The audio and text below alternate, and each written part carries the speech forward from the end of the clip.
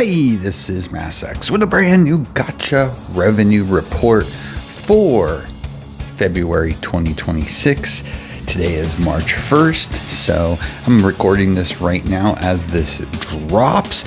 As always, remember, these are estimates. These do not include any direct sales on websites or PS4, PS5, Xbox, etc., Steam. So this only includes the revenue from actual mobile stores, so take it all with a grain of salt. For our new games for the month, I don't know why Zenless Zone Zero is there. It must have had a release in a new jurisdiction. That's the only reason why that would be up there.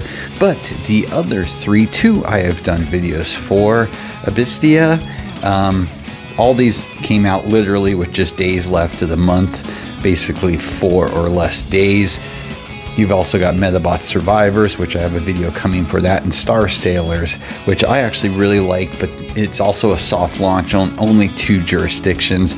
That's why I wouldn't expect the revenue to be too high with only a few days in and lots of problems at the start. But now that it's playing great and actually a really good turn-based game, if that's what you're into. Now going into the full listing for last month.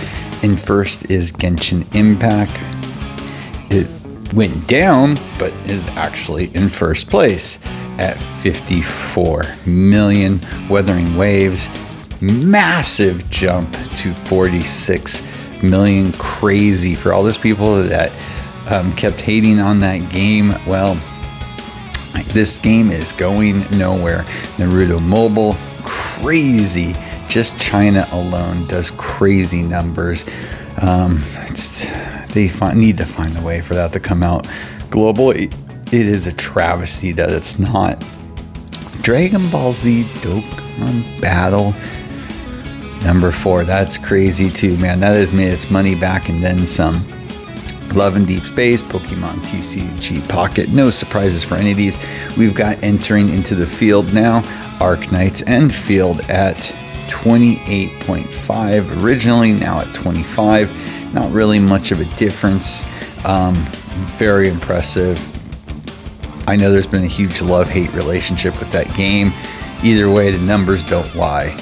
And Arknights is getting quite the boost from it too. At 24, they have the 7 and 8 spots. Pretty crazy that they have that there. Then we've got Honkai Star Rail and Uma Musume and Puzzles and Dragons, pretty much rounding out that top 10 or so. Let's see if there's anything else that sticks out to us. Fate Grand Order dropped a lot. Wow. But that's still crazy numbers for a game that has been around for, Jesus, what, 10 years? That's crazy. Absolutely nuts. Let's take a look. Dragon Traveler, another fairly new release. The first partial month or so was what, 7.3 million. Now it actually has gone up to 8.8 million. They have to be really happy about that because I know they do a fair amount of direct sales on their website, as well as they have a PC client, etc. So it's probably close to 10 million it made in this past month when you start thinking about other revenue sources, if not more, which is crazy. I play the game. I think it's great for the type of game it is. And so far, so good with it. I think they've done a very good job. We're all basically now know how the game flow is going to be. And it is, for me, it's just a solid game for the type that it is. Let's keep going here. Anything else that sticks out here? Bleach Soul Resonance. 4.8 last month, now 5.3. That's getting that push from Nell. I always like to clarify with them because, you know, most games do a cycle of banners every 2 weeks. With Bleach, they do it every 3 weeks. So basically each month you are really only seeing at best 1 banner on there. And that's really all they have. So honestly, if they were doing it every 2 weeks like they originally intended, I think they would be being around that 8 million plus mark, but given 1 banner a month, I think their numbers are actually pretty solid where they're at. I don't think, now that we've seen this play out, I think they are going to be like that 5 million is going to be their average. We may see it go spike up a little bit. We may see it spike down a little bit, but I think their average is always going to be in that 5 million. Solid game. The developers do such a wonderful job coming in every time if there's any issues and basically addressing them so quickly. I've never seen a team be so quick on addressing things. I think it's amazing. I think they take a lot of time and effort with their characters, and it shows in the game, and they're willing to make tweaks to them immediately if they see any issues, or if the player base feels or can show them something that's not working properly. So hats off to them. They deserve it. And that does not include Crunchyroll. They are the publisher. I am talking about the developers only in that. So let's keep going. Let's see if there's anything else that sticks out here.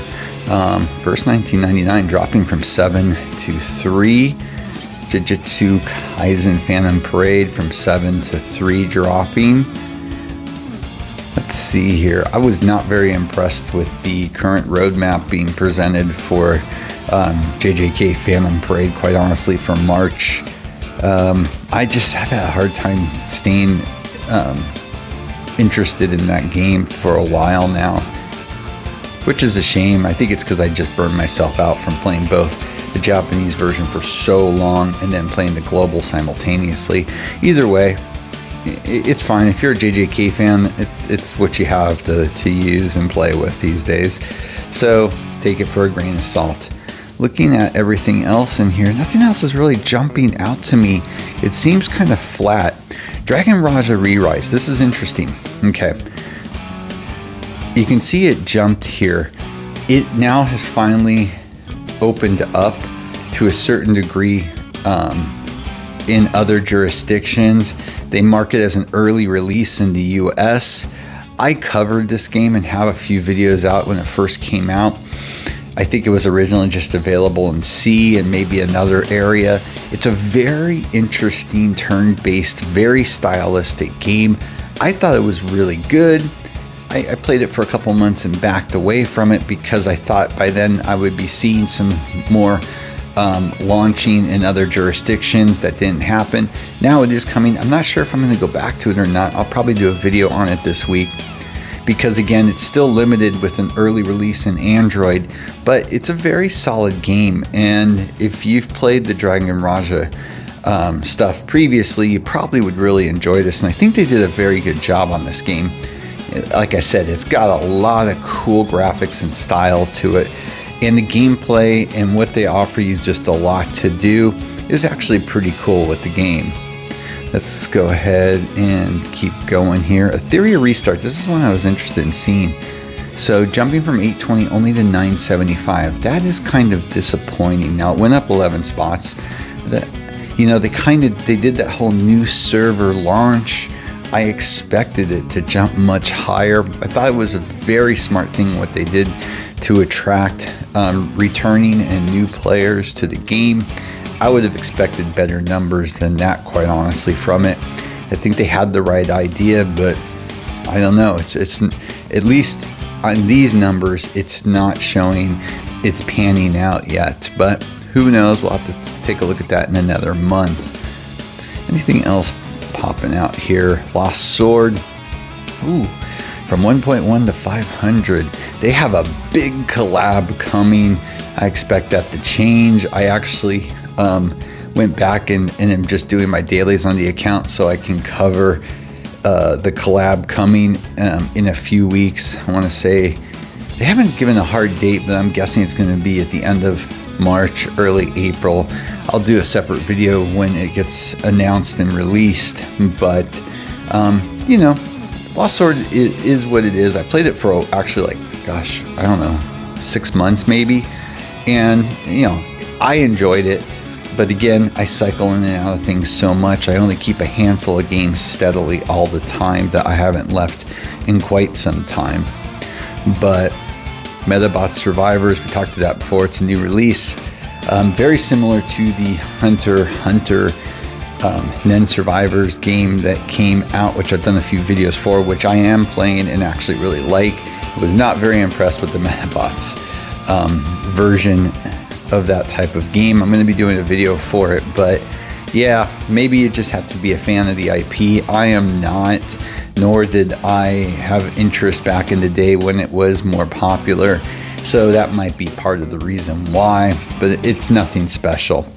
Outer Plane 350, 340, they just can't get that number up. It's such a shame. I know they have a big anniversary coming in May. I still say the Outer Plane dev team and new publishers have done a wonderful job since the transition in October. And it's really a shame that more people haven't gravitated back to it. And let's keep going. Anything else that jumps out? Boy, Bleach Brave Souls, it just cannot rebound. I really think Soul Resonance took the last bit of life out of that game, sadly, but it's been around a long time and made a lot of money.